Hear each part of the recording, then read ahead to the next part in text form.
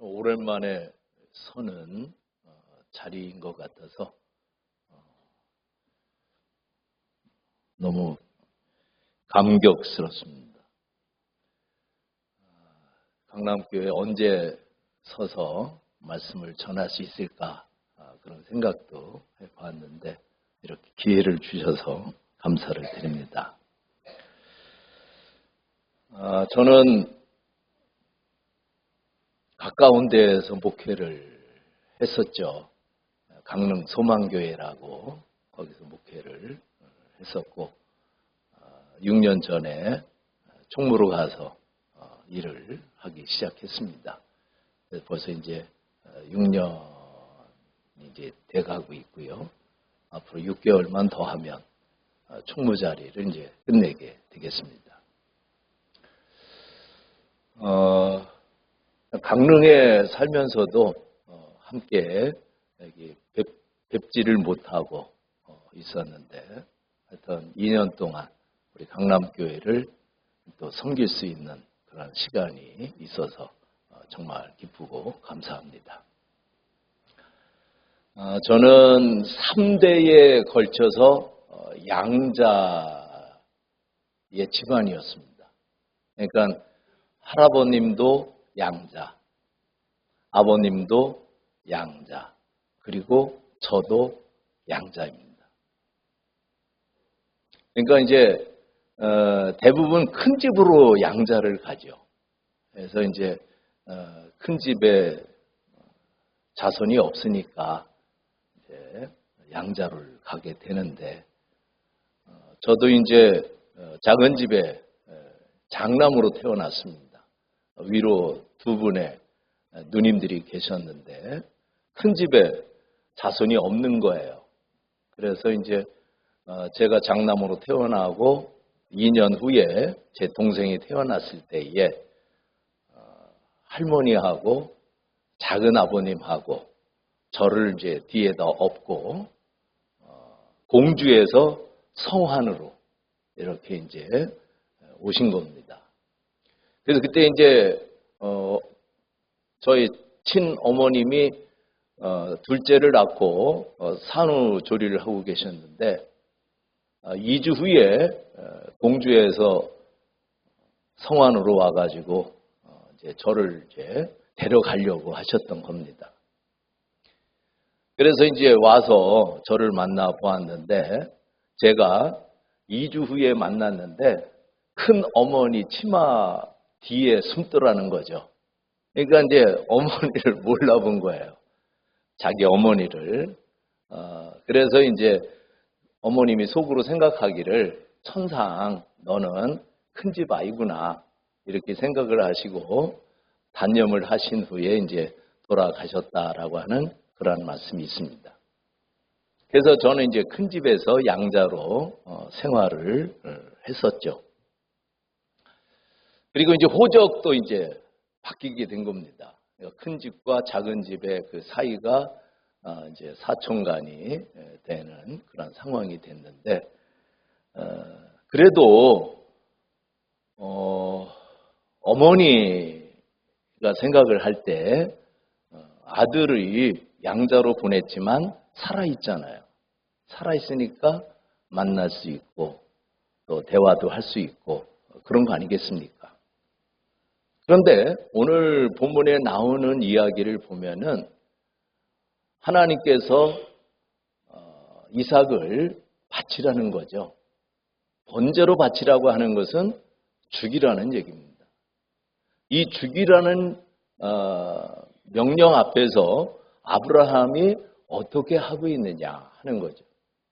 다시 만날 수가 없는 겁니다. 대화도 할 수가 없는 거죠. 그런 상황이 이제 벌어지고 있는 겁니다.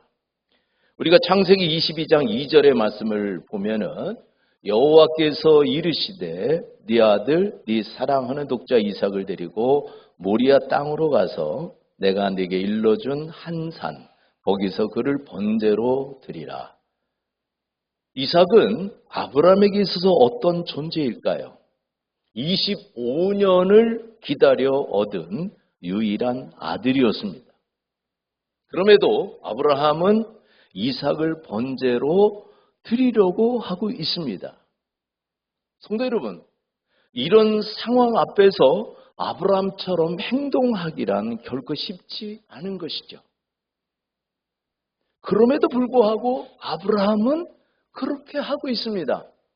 자, 그렇다면은 왜 성경은 아브라함의 이러한 행동을 우리에게 보여주고 있는 것일까요? 분명히 여기에는 어떤 이유가 있지 않겠습니까? 그것은 하나님께서 아브라함의 믿음을 증명하고 계시는 것이죠.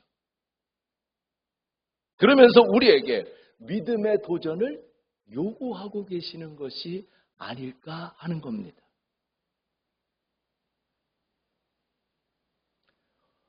오늘 창세기 22장 1절에 있는 말씀에 보면은 하나님이 아브라함을 시험하시려고 할 때에 이렇게 나와 있습니다.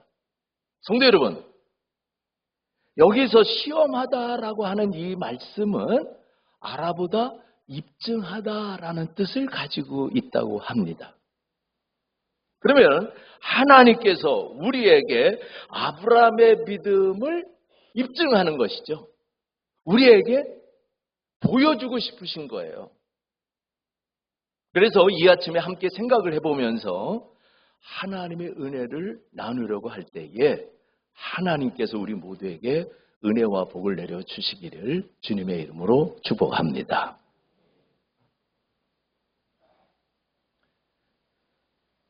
성도 여러분, 하나님이 증명하시고자 하는 아브라함의 믿음 첫 번째가 무엇이라고 생각을 하십니까? 행동하는 믿음이죠.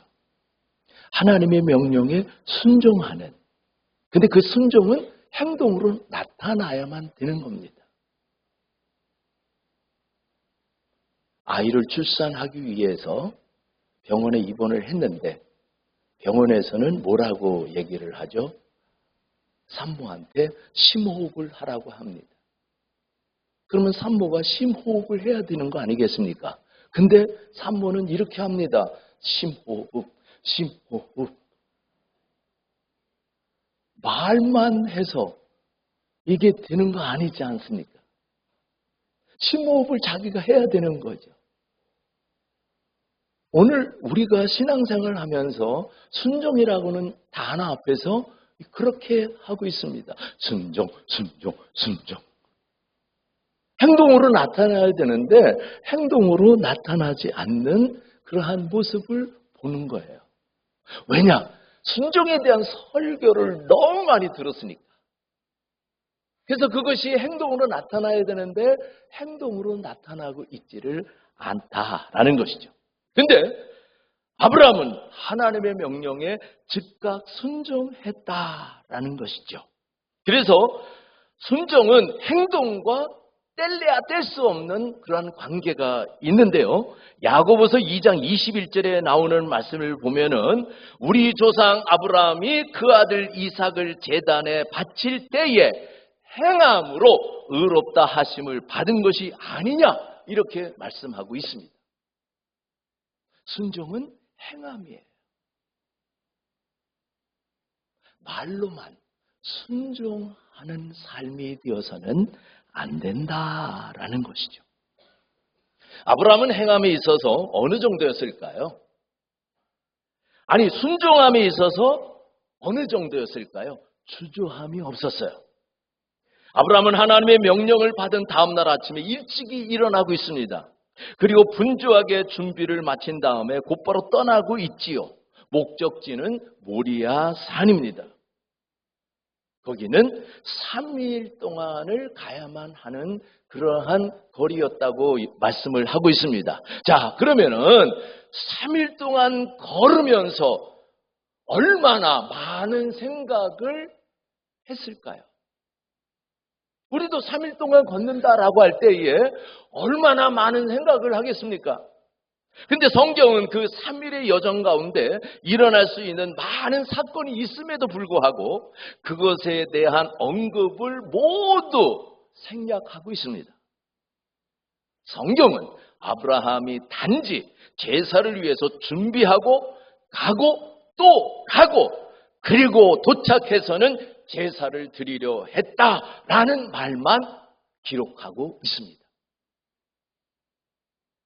성도 여러분, 성경이 말하고자 하는 것이 무엇일까요? 아브라함은 하나님이 명령하시는 것을 최선을 다해서 순종했다고 하는 것을 말씀하고 있는 거 아닐까요? 다른 일에 한눈 팔지 않고, 다른 일에 시간을 낭비하지 않고, 다른 것에 마음을 나누지 않고 오직 하나님의 명령을 지키는 일에만 몰두했다. 그것을 우리들에게 보여주고 있는 거 아니겠습니까? 성도 여러분, 앞에서도 제가 말씀을 드렸습니다만 우리가 설교에 대한 순종에 대한 설교를 너무 많이 들었기 때문에 우리는 입으로만 순종한다고 할 때가 너무나 많다라는 것이죠. 오늘 우리에게 이 아브라함은 이것을 얘기하고 있는 거 아닐까요? 순종은 입으로 하는 게 아니야. 행함으로 하는 거야. 그 믿음을 보여주는 거 아닐까요? 그 믿음 앞에서 저와 여러분이 새로운 도전을 받게 되기를 주님의 이름으로 축복합니다. 두 번째로 하나님이 증명하시는 아브라함의 믿음은 어떤 믿음이라고 생각을 하십니까? 저는 아브라함의 믿음은 하나님께 맡기는 믿음이었다라고 말씀을 드리고 싶습니다. 우리가 창세기 22장 14절에 있는 말씀을 보면은요, 아브라함이 그 땅 이름을 여호와 이레라 이렇게 불렀다고 말씀하고 있습니다. 자, 여호와 이레가 무슨 뜻이라고 생각하십니까? 물론 우리는 잘 알고 있습니다. 여호와께서 준비하신다라는 뜻을 알고 있습니다. 그런데요, 이 여호와 이레라고 하는 이 이름은 훨씬 더 폭넓은 의미를 갖고 있다고 합니다. 그 이름은 원래 보고 계시다라는 뜻을 가지고 있다고 그래요. 그러면 여호와 이레는 여호와께서 보고 계신다라고 하는 의미이겠죠. 그래서 창세기 22장 7절과 8절에 있는 말씀을 보면은 어린 양이 어디 있느냐라고 묻는 이삭에게 아브라함은 어린 양은 하나님이 자기를 위하여 친히 준비하시리라 이렇게 아브라함이 대답을 하고 있습니다. 그러니까 이 대답은 하나님이 보고 계신다라는 말이죠. 하나님은 아브라함과 이삭의 행동이나 상황에 관련되어 있는 모든 것을 지켜보고 계신다는 겁니다. 그것도 불꽃 같은 눈으로 말입니다. 그러므로 이 상황은 완벽하게 하나님의 통제 아래 놓여 있는 거예요. 아브라함은 번제할 양에 대해서도 하나님이 계획을 가지고 계신다고 하는 믿음이 있었다라고 하는 겁니다. 그렇기 때문에 아브라함은 여호와 이레라는 대답을 통해서 하나님의 뜻에 온전히 맡기겠다고 하는 자신의 태도를 나타낸 것이죠. 이걸 조금 쉽게 말씀을 드려보도록 하겠습니다. 어릴 적에 시골집 처마 밑에는 뭐가 집을 짓고 살았죠? 제비입니다. 해마다 봄이면 어김없이 날아와서 새끼를 낳았습니다. 그 처마 밑에서 대 6마리가 하루 종일 먹이를 달라고 짹짹거리고 엄마 제비는 하늘을 날아다니면서 벌레를 물고 와서 먹이면서 그 새끼들을 다 키웠습니다. 그리고 찬바람 부는 가을이 오면은 따뜻한 남쪽 나라로 날아가곤 했지요. 이어령 교수님이 이런 질문을 던지고 있습니다. 신기하지 않습니까? 사람들은, 일반 새들은 엽총을 쏴서라도 잡아서 구워 먹고 삶아 먹고 숲속에 다니는 짐승은 덫을 놓아서 잡아서 맛있게 먹으면서 왜 손만 닿으면 잡을 수 있는 처마 밑에 제비는 마음껏 집을 짓고 살도록 놔두는 것일까요? 그리고 왜 인간은 쉽게 잡을 수 있는 제비를 잡아먹는 사람은 한 명도 없고 굳이 잡기 힘든 하늘을 나는 새들을 잡아먹는 것일까요? 자, 이것에 대해서 이호령 교수님은 이렇게 말하고 있습니다. 제비는 인간을 믿고 자기를 맡겼기 때문입니다. 제비가 우리 인간을 믿고 자기 자신들을 맡겼다라는 거예요. 그러니까 인간은 책임감을 가지고 제비들을 보호해 준 것이다 라는 거예요.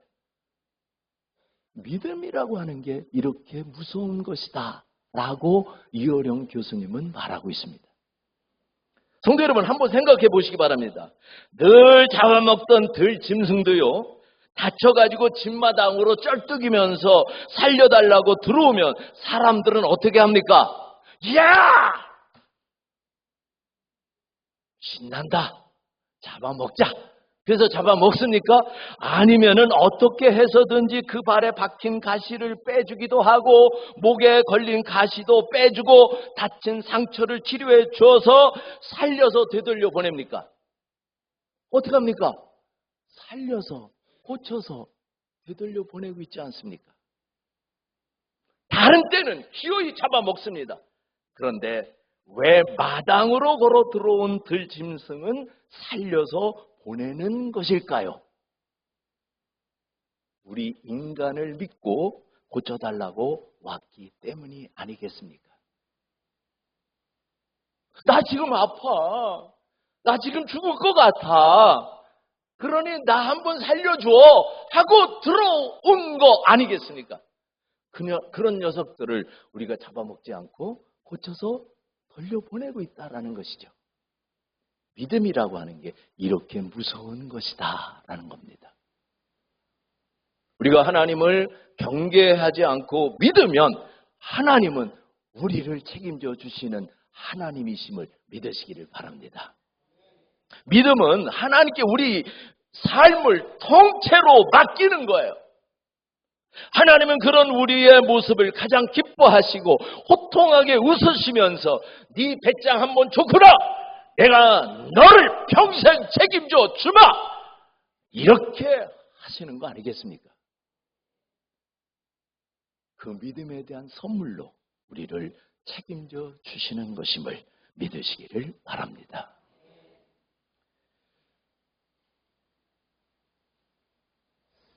근데 우리는 요 뒤에 시계가 없네요. 저 위에 있구나. 야, 저거 보기 힘드네. 나 나중에 좀 큰 거 요 가운데에다가 이렇게 쫙 보고 이렇게 적어보려면 한참 이래 봐야 돼요. 제 교회가 아닌데 함부로 말씀드렸어요. 죄송합니다. 조선시대 한 여인이 있었어요. 남편이 이제 일찍 세상을 떠났는데요. 그리고 제 설교 들으시면서 졸리우신 분들은 그냥 주무셔도 돼요. 저는요, 제가 강릉서만교회에 있을 때 조는 분들에 대해서는 꼭 지적을 하고 넘어갔습니다. 그래가지고 어떻게 해서든지 깨우려고 그렇게 몸부림쳤던 전데, 제가 총무로 일하면서 어느 날 수요 기도회를 갔는데 저도 모르게 하더라고요. 하루 종일 이제 총무 일을 보고 가서 수요 기도회에 참석을 했는데 졸음이 쏟아진 거예요. 저 자신도 모르게. 그러면서 뭔 깨달음을 얻었을까요? 우리 성도님들이 예배 참석하실 때 얼마나 힘들게 참석하시는가, 그때서야 비로소 깨닫게 되었습니다. 그래서 제가 강릉서만교회에 가서 설교하게 되면은 이 사실은 제가 말씀을 드리고 죄송하다라는, 제가 그동안 깨워서 죄송하다고 그런 말씀은 드려야 되겠다 이렇게 생각을 했어요. 근데 사실 얼마나 피곤한지 모릅니다. 주일날도 이렇게 준비하시고 오시려면. 그렇죠? 예. 그러니까 설교 들으시다가 졸리면 그냥 코 골고 주무셔도 돼요. 예. 그러니까 저는 괜찮습니다. 근데 감독님 앞에서는 좀 조심해야 되겠죠. 자, 그래서 이제 이분이 이제 이제라고 하는 아들이 하나 있었는데 장래가 걱정이 된 거예요. 그래서 이제 아이의 숙부를 찾아가서 맡아서 키워달라고 부탁을 했어요. 근데 숙부는 거절하는 겁니다. 자기가 조카를 맡아 키우다가 꾸짖거나 나무라면 형수가 상처를 받을 터인데 싫다고 한 거예요. 그렇지만 아이의 어머니가 계속 간청하는 바람에 숙부가 누구냐면 이만성이에요. 그분이 이제 아이를 맡게 되었습니다. 그런데 얼마 안 돼가지고 아이 어머니를 찾아와서 무릎을 꿇고 비는 겁니다. 형수님, 제가 죽을 죄를 지었습니다. 조카가 학문의 뜻이었고 장난이 심하고 딴전을 피워서 매를 때렸는데 그만 죽고 말았습니다. 그저 아이 어머니는 깜짝 놀랐습니다. 너무 슬퍼서 한참을 울었어요. 그리고는 말했습니다. 사람 만들려고 때린 것이지 숙부가 조카를 미워서 죽으라고 때렸겠습니까? 후회하지 않겠으니 삼촌께서는 상심하지 마십시오. 제가 자식복이 없나 봅니다.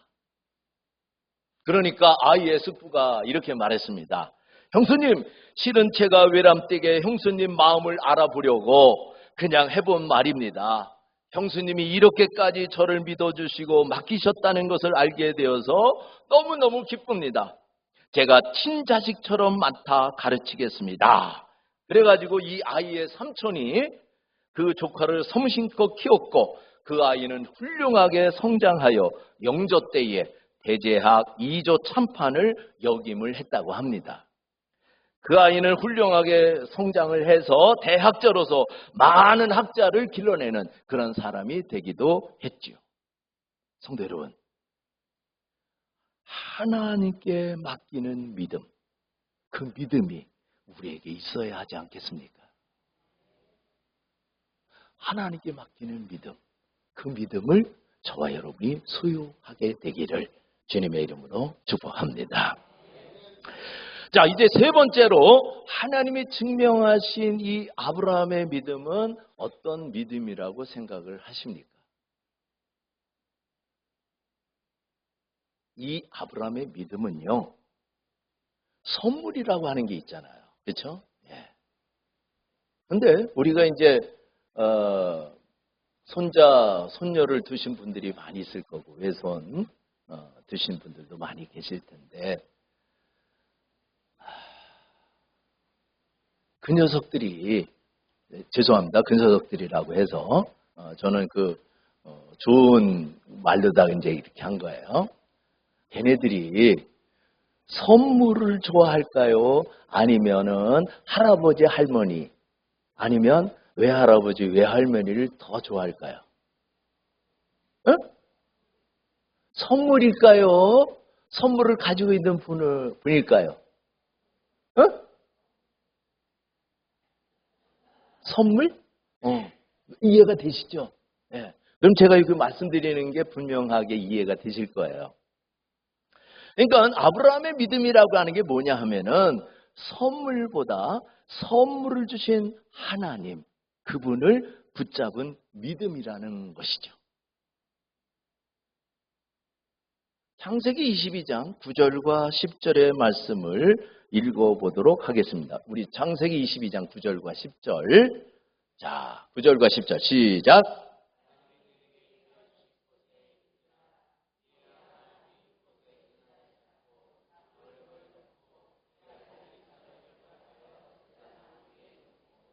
손을 내밀어 칼을 잡고 그 아들을 잡으려 하니. 아멘. 성도 여러분, 하나님은 아브라함에게 주셨던 자식에 대한 약속을 이루어 주셨습니다. 하나님은 사라로 하여금 마침내 아들을 낳게 해 주신 것이죠. 아브라함은 하나님께로부터 이삭을 선물로 받은 겁니다. 아멘. 이삭은 선물이에요. 그리고 아브라함은 하나님의 말씀에 순종해서 모리아 산의 제단 위에 이삭을 올려 놓았던 것이죠. 이 행동은 아브라함이 선물보다, 선물은 누구라고 그랬어요? 이삭이라고 그랬죠. 이삭보다 선물 이삭을 주신 하나님을 붙잡은 믿음의 표현이라고 생각하지 않습니까? 누구를 붙잡은 거예요? 무엇을 붙잡은 거예요? 선물입니까? 선물을 주신 분입니까? 사무엘상 1장 28절의 말씀을 보면은 나도 그를 여호와께 드리되 그의 평생을 여호와께 드리나이다. 이렇게 되어 있습니다. 이 말씀은 한나가 하나님께서 주신 사무엘을 하나님께 드리는 장면이라고 할 수가 있겠죠. 한나 역시 사무엘을 선물로 받았습니다. 그리고 그 선물을 한나는 소원한 대로 누구에게 드리고 있느냐? 하나님께 드리고 있습니다. 성도 여러분, 한나 또한 선물보다 선물로 주신 하나님을 붙잡은 믿음을 우리들에게 보여주고 있는 것이죠. 아니, 우리가 소원하면 그 소원한 대로 해요, 안 해요? 안 하죠. 소원은 꼭 지키셔야 됩니다. 저도 소원을 했는데요. 그 소원을 하나님은 기억하시고 이루셨습니다. 그게 강릉 소망교입니다. 내가 개척교회 한다고 해놓고 안 했어요. 잊어버리고 있었어요. 그런데 나중에 강릉 소망교회를 개척하고 나니까 그거 네가 나한테 소원한 거 아니냐. 내가 기억하고 내가 강릉 소망교회를 세운 거다. 너는 까불지 마라. 그래서 저 거기서 열심히 섬기다가 25년 만에 나온 거 아닙니까? 제가 주인 노릇 안 하고요. 누가 주인이에요? 하나님이 주인이시잖아요. 그러니까 소원은 어떻게 해야 돼요? 지키셔야 돼요. 소원한 거는 지키셔야 돼요. 그래서 한나 소원한 대로 하나님 앞에 그 선물을 드리고 있는 겁니다. 그 약속을 지키고 있는 거죠. 한나 역시 자기를 아시고 주관하시며 공의롭게 이끄시는 하나님, 그리고 가장 좋은 길로 인도하실 하나님을 의지하는 믿음을 보여주었던 거 아니겠습니까? 그게 바로 선물보다 선물로 주신 하나님을 붙잡은 믿음이라고 할 수가 있는 것이죠.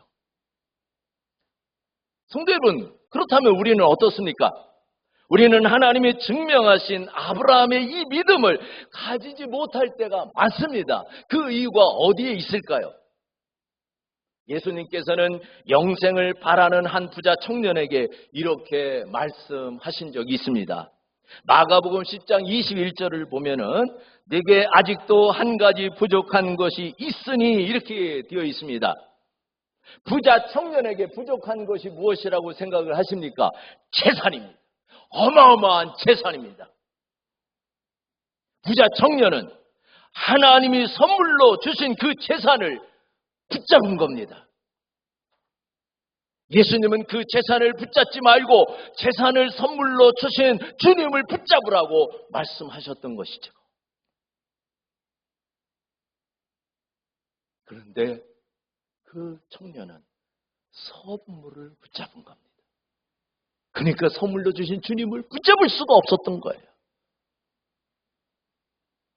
아브라함에게는 부족한 것이 하나 있었습니다. 그것은 바로 이삭이었습니다. 그런데 아브라함은 이삭을 붙잡은 것이 아니라 이삭을 주신 하나님을 붙잡았던 것이죠. 그래서 바로 이삭을 모리아 산의 제단 위에 올려 놓을 수가 있었던 겁니다. 성도 여러분, 우리에게 한 가지 부족한 것이 무엇이라고 생각을 하십니까? 나에게 부족한 것이 있다면 그 부족한 것이 무엇이라고 생각을 하십니까? 그것이 때로는 자녀일 수도 있고요. 그것이 때로는 재산일 수도 있고, 그것이 때로는 건강일 수도 있습니다.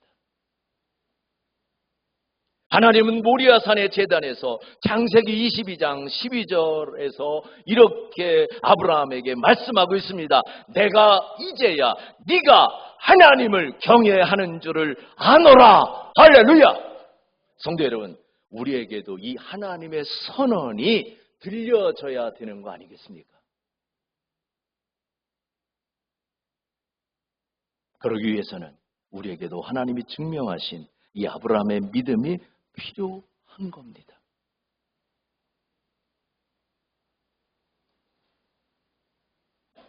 저는 개척 후에 예배당을 건축하고 봉헌할 때에 제 딸이 중3이었습니다. 그때 백혈병 진단을 받았습니다. 림프구성 백혈병 진단을 받고서 투병 생활이 시작이 되었습니다. 눈물이 앞을 가렸습니다. 새벽기도 제단에 올라와서 말씀을 전하고 앉으면 그냥 눈물만 나는 거예요. 때로는 울기도 하고요. 그냥 소리내서 울고 싶어요. 근데 목사가 제단에서 눈물을 보이면 성도님들이 더 힘들어한다고, 그래서 울지도 못하고 제 아내랑 차 안에서 울고 들어가곤 했습니다. 그때 제 딸을 하나님께 맡겼습니다. 제 딸이 사는 것도 죽는 것도 하나님 손에 달려 있다고 믿었습니다. 제가 딸을 붙잡은 것이 아니라 딸을 주신 하나님을 붙잡았습니다. 그 딸이 치료 후에 시집가서 살고 있습니다. 성도 여러분, 때로는 제가 딸을 붙잡고 싶지요. 어떻게 해서든지 제 딸을 붙잡아야 살 것 같은 그런 생각이 들지 않겠습니까? 근데 제 딸을 붙잡지 않았습니다. 그렇다고 제가 치료를 소홀히 했을까요? 아닙니다. 최선을 다해서 치료할 수 있도록 했습니다. 그러나 살려주신 것은, 치료해 주신 것은 하나님이셨습니다. 하나님을 붙잡았더니 하나님이 하셨습니다. 할렐루야. 근데 제 딸은요, 이 간증을 하지 말라고 그럽니다. 자기 팔지 말라고. 그러니까 여러분들 한 귀로 듣고 그냥 한 귀로 흘리시면 좋겠습니다.